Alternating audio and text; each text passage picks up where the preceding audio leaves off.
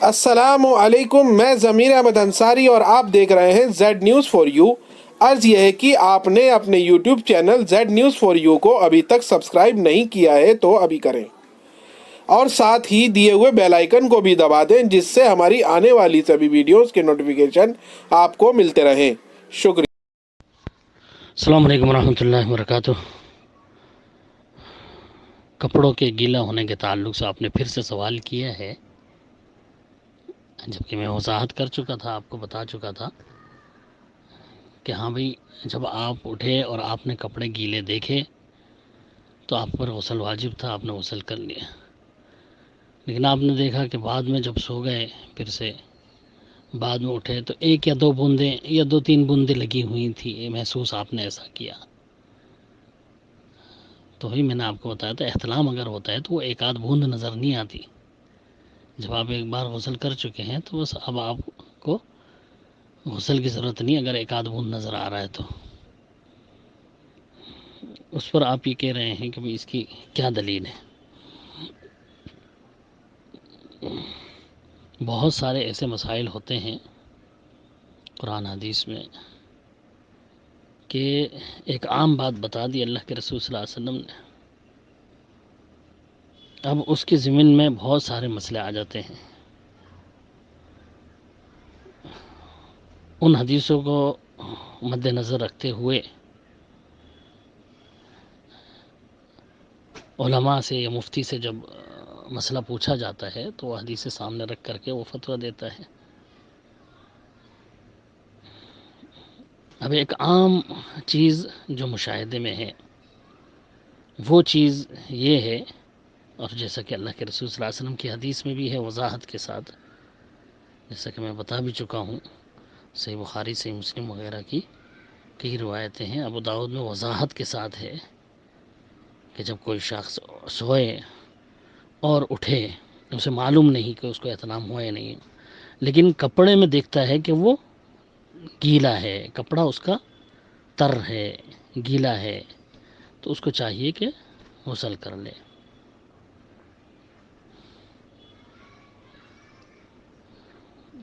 حضرت ام سلیم رضی اللہ تعالیٰ نے بھی پوچھا تھا اللہ کے رسول صلی اللہ علیہ وسلم، کیا عورت جب وہ دیکھے جس طرح مرد دیکھتا ہے تو کیا اس پر غسل فرض ہو جاتا ہے؟ تو اللہ کے رسول نے یہی جواب دیا کہ ہاں، جب وہ پانی دیکھے کپڑوں میں تو غسل کرے، اگر پانی نہ دیکھے تو غسل کی ضرورت نہیں ہے۔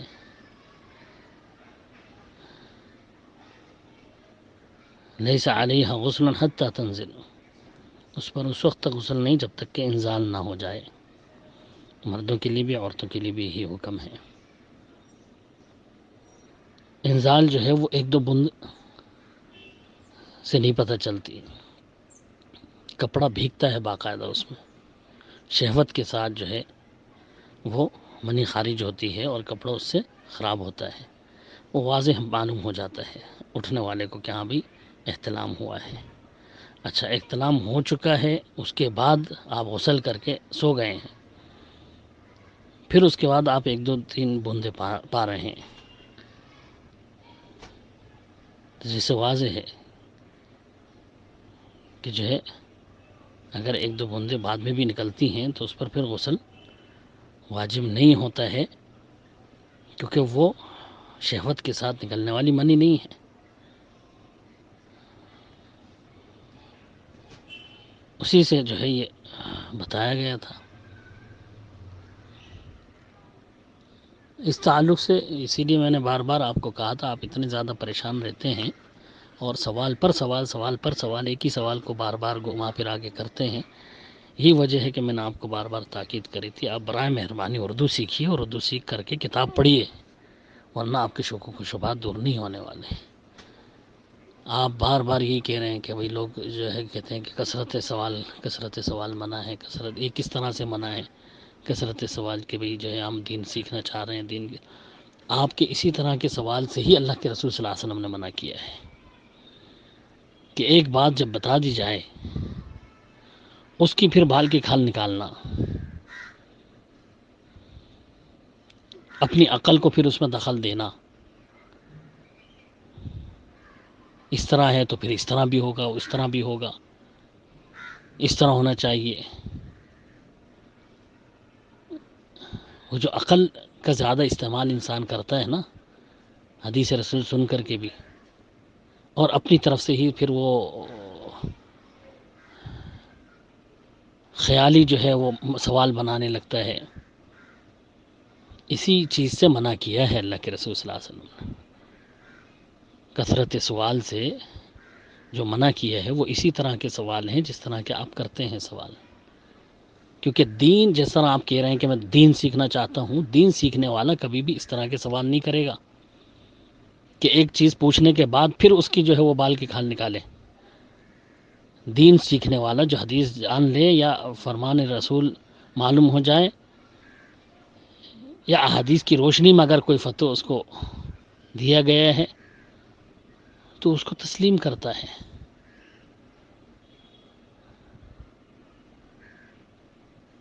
اور ہر چیز پر جو بھی آپ کے دماغ میں آئے آپ سوچیں کہ بھائی نہیں، اس کی بھی دلیل ضرور ہونی چاہیے، اس کی بھی حدیث ضرور ہونی چاہیے، جب تک حدیث نہیں دو گے جب تک ہم اس کو تسلیم ہی نہیں کریں گے۔ تو بھائی بہت ساری چیزیں ایسی ہیں جس کی واضح حدیث نہیں ملتی آپ کو، بہت سارے ہیں ایسے مسائل۔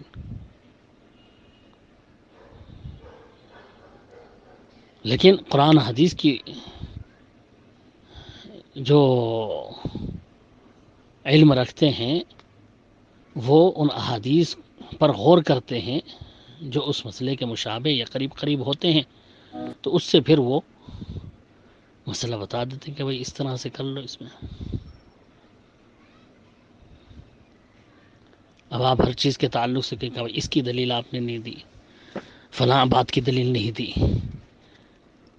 تو بھائی ایسے تو کوئی بھی جو ہے دنیا کا میں سمجھتا ہوں کوئی عالم نہیں ہے جو آپ کو ہر چیز کی ہر بات کی دلیل لا کر کے دے، ہر چیز کی حدیث لا کر کے دے۔ آپ کے نکلے ہوئے زبان سے الفاظوں کی ہر لفظ کی جو ہے دلیل اور حدیث اس کے پاس ہونی چاہیے، ایسا تو کوئی بھی عالم نہیں ملنے والا آپ کو۔ میں بار بار اسی وجہ سے کہہ رہا ہوں کہ جب تک آپ خود نہیں پڑھیں گے کتب احادیث آپ کو بات نہیں سمجھ میں آئے گی۔ ذہنیت جو ہے وہ آپ کی میں تھوڑی سی پرکھ چکا ہوں، دیکھ چکا ہوں، جو ہے آپ ہمیشہ شکوک و شبہات میں ہی پڑے رہیں گے۔ آپ کے سوالوں سے ہی اندازہ ہوتا ہے، جس طرح آپ بار بار ایک ہی چیز کو گھما پھرا کے پھر اسی چیز کو لے کر کے آتے ہیں، پھر بات آپ کے سمجھ میں نہیں آتی جواب دینے کے باوجود بھی۔ تو میرے بھائی آپ کا یہی ہے مسئلہ کہ آپ کتب احادیث اردو سیکھ کر کے پڑھیں، احادیث رسول صلی اللہ علیہ وسلم آپ کے سامنے ہوگا، اس کی روشنی میں جو مسائل علماء اسلام نے بتائے ہیں ان مسائل کو سمجھنے اور اس کے مطابق عمل پیرا ہو جائیں اپنی استطاعت کے مطابق۔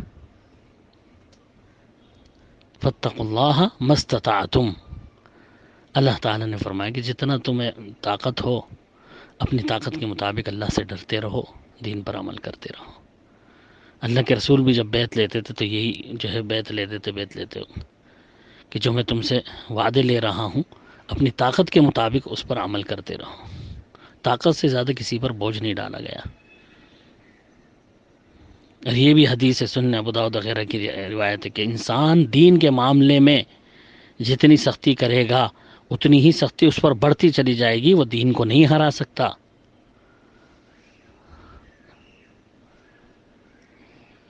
یہ بھی حدیث جو ہے آپ جیسے ساتھیوں کی ذہنیت کے مطابق ہی ہے کہ جو ہے بال کی کھال نکالتے رہیں گے، گھستے رہیں گے اس میں، آخر کار جو ہے وہ دین آپ کو ہرا ڈالے گا۔ سیدھا حدیث ہے بھائی، اس کے مطابق آپ عمل کرنے کی اپنی طاقت کے مطابق کوشش کر لیجئے، نہیں ہو پا رہا ہے اللہ پر چھوڑ دیں معاملہ، اللہ معاف کرنے والا ہے۔ وہ طریقہ نہیں ہے جو آپ پوچھ رہے ہیں نا کہ بھائی میں تو دین سیکھنا چاہ رہا ہوں، دین سیکھنے کا یہ طریقہ ہوتا ہی نہیں جس طرح آپ سیکھنا چاہ رہے ہیں کہ ابھی مجھ سے پوچھا، پھر آپ نے جو ہے فلاں عالم سے بھی پوچھا وہی بات، پھر فلاں سے بھی جا کے پوچھا، اب انہوں نے دوسرا کچھ کہہ دیا تو آپ پھر ہمارے پیچھے پڑ گئے کہ نہیں آپ نے تو یہ بات بتائی تھی، فلاں نے ایسا بتایا ہے، اب اس کی وضاحت کرو، اب اس کی دلیل دو۔ ایسے نہ تو دین سیکھا جاتا ہے اور نہ تحقیق کا طریقہ ہے یہ۔ آپ دنیا بھر کے علماء سے پوچھتے رہیں، ایسے ہی الجھتے ہی رہیں گے، کبھی بھی صحیح موقف پہ نہیں آ سکتے آپ. اسی لیے میں بار بار شروع سے ہی آپ سے کہہ رہا ہوں بھائی میرے، آپ اردو سیکھیے، اردو میں ہی آپ کو صحیح کتابیں ملیں گی جو آپ جس سے دین کو سیکھ سمجھ سکتے ہیں. ابو داؤد اور ترمذی اردو کی مترجم خریدیے اور آپ ان کو پڑھیے، انشاءاللہ مسائل بہت سارے آپ کو اس میں معلوم ہو جائیں گے. دین سیکھنے کا جو طریقہ ہے شرعی سلف سے جو چلا آ رہا ہے، اس طریقے سے دین کو سیکھیے انشاءاللہ تعالی. یہ طریقہ نہیں ہے آپ کے دین سیکھنے کا کہ ابھی ہمیں مجھ سے پوچھا، پھر فلاں عالم سے بھی پوچھ لیا، پھر فلاں سے بھی، اور پھر آپ کہہ رہے ہیں کہ شخصیت پرستی نہیں کرنا چاہتا میں. شخصیت پرستی نہیں کرنا چاہتے آپ تو کیوں پیچھے پڑے ہیں ہاتھ دھو کر کے؟ کیوں ایک ہی سوال کو بار بار دہرا رہے ہیں پھر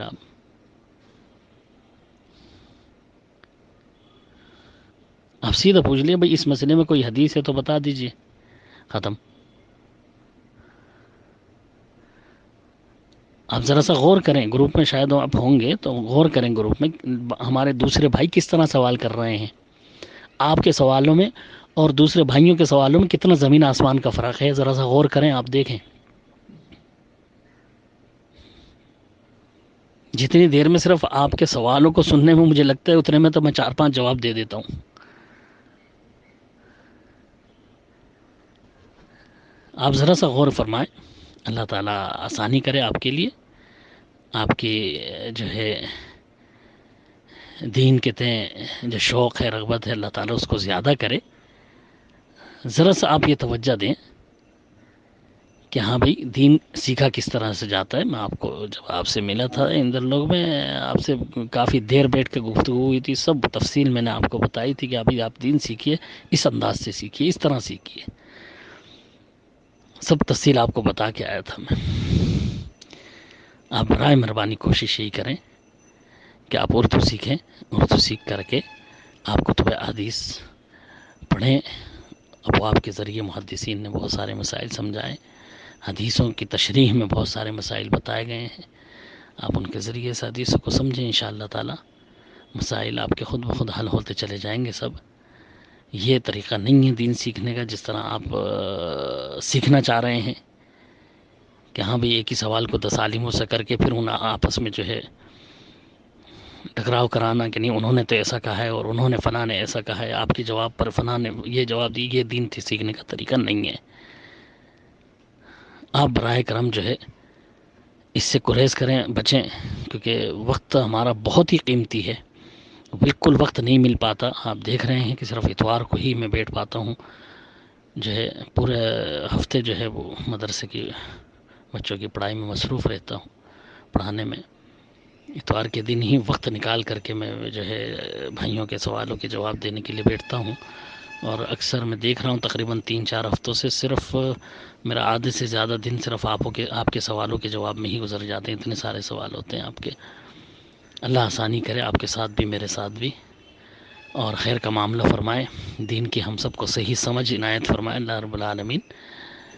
آپ کوشش یہ کریں جو طریقہ ہے سیدھا سیدھا دین سیکھنے کا، اس طریقے پر آپ دین کو سیکھیں، اور اس طرح سے لوگوں کے پیچھے بھاگ کر کے آپ اپنا وقت ضائع نہ کریں، برباد نہ کریں. اللہ رحم فرمائے. ایک بار پھر آپ سے ریکویسٹ ہے کہ آپ اپنے اس یوٹیوب چینل کو سبسکرائب کریں، لائک اینڈ شیئر ضرور کریں. شکریہ.